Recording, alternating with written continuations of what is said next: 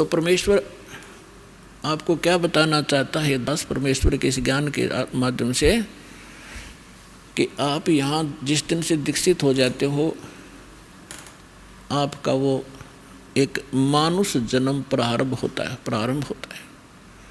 उससे पहले आप मनुष्य शरीर अवश्य था, लेकिन कर्म मनुष्य के नहीं थे।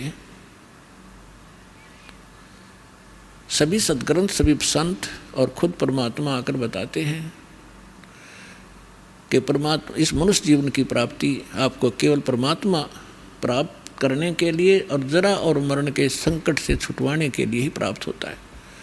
आपको ज्ञान संपूर्ण होता नहीं, और संसारिक लोगों से जो ट्रेनिंग आपको मिलती है उसमें दृढ़ हो ही जाते हो। कोठी बना ले बेटा, उस लड़के ने देख ले थोड़े से दिन हुए नौकरी लगा था और 2 कोठी बना ली, तो हमारे वो इंजेक्शन लग जाते हैं। हम फिर वही टारगेट लेकर आगे चलते हैं नौकरी में या कोई बिजनेस में। कोठी बनाऊं, प्लाट लूँ, कार लूँ बढ़िया सी, और 1 मिनट में मृत्यु हो जाती है और कोठी कार धरी धराई रह जाती है।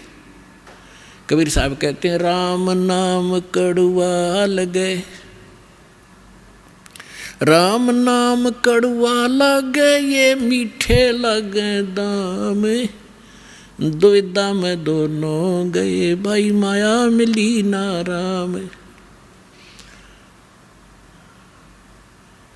पुण्यात्मा, इस अध्यात्म मार्ग से जब आप परिचित हो जाओगे, आपको कोई किसी प्रकार की भी शंका डाउट नहीं रहेगा। जैसे आपको ज्ञान वही होता है, प्रमाण वही होते हैं, उदाहरण वही होते हैं जो रह रहकर पूरे वर्ष सुनाए जाते हैं। और आपकी आत्मा को ये ज्ञान और ये प्रमाण कितनी बार सुने उतनी बार अच्छे लगते हैं, तो आप स्वस्थ हैं।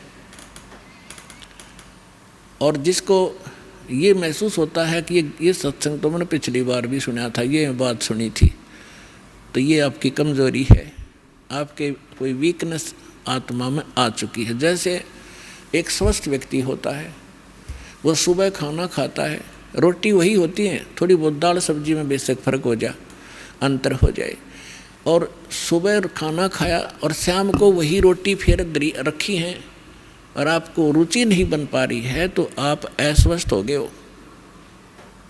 और यदि आपको वही रोटियां फिर उसी तरह रुचिकर लग रही हैं, तो आप स्वस्थ हैं। और दिन में 3-3 बार खाते हो, रुचिकार लगती हैं, तो आप स्वस्थ हैं। इसी प्रकार अब ये ज्ञान वही है, और जितनी बार सुने और जितनी बार ये आपको उतनी ही बार आपको ये अच्छा लगना चाहिए, तो आप स्वस्थ हैं। अन्यथा आपको फिर कोई पाप कर्म ने घेर लिया। अब जैसे रोगी व्यक्ति है और वो भोजन प्रतिदिन खाता है 2-2, 3-3 बार, और जब वो रोगी व्यक्ति हो जाता है वो, तो उसको एक समय भी एक ग्रास भी खाने की रुचि नहीं रहती। कारण क्या हुआ कि उस रोग ने उसके शरीर की व्यवस्था खराब कर दी। जो मीठी वस्तु थी, खाने योग्य पदार्थ थे, वो भी कड़वे लगने लगे। उसका तरीका क्या है? उसका तरीका ये है कि कड़वी, जैसे किसी को मलेरिया हो गया और उसने वो कड़वी कुनीन रोटियों तो भी कड़वी वो खानी पड़ेंगी, ना चाहते भी खानी पड़ेंगी, चाहे वो रुचि कर लगे चाहे ना लगे। उनके खाने से फिर धीरे धीरे बुखार ठीक होगा, जबर ठीक होगा, तो वह रुचि भूख बढ़ेगी और फिर स्वादिष्ट स्वस्थ होते फिर स्वादिष्ट हो जाएंगे।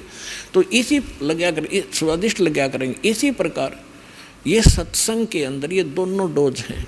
इसमें आत्मा का आहार भी है और ये ट्रीटमेंट, ये उपचार भी साथ होता है।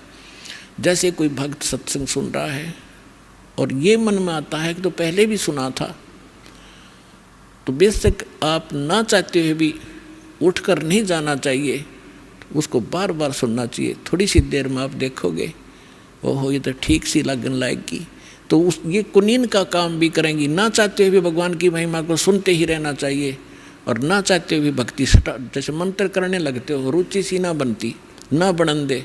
एक बार मंड जाओ करडे से होकर मन भागन दे, दूर थोड़ी देर भागेगा फिर आप पे सेट होगा। इसी प्रकार परमात्मा कहते हैं कबीर हरि के नाम को हिज बजो चाहे खज, उल्टा सुल्टा उग ही खेत पड़ा जो बीज। अब परमात्मा के नाम में लग जाओ, चाहे हज यानी अपनी रुचि से या खिज के माथा सा ठनकते हुए भी शुरू कर दो। और कहते हैं जैसे खेत में बीज पड़ गया उल्टा पड़ोते सुल्टा उगेगा। तो इस प्रकार आपने इस ज्ञान को सुनना चाहिए।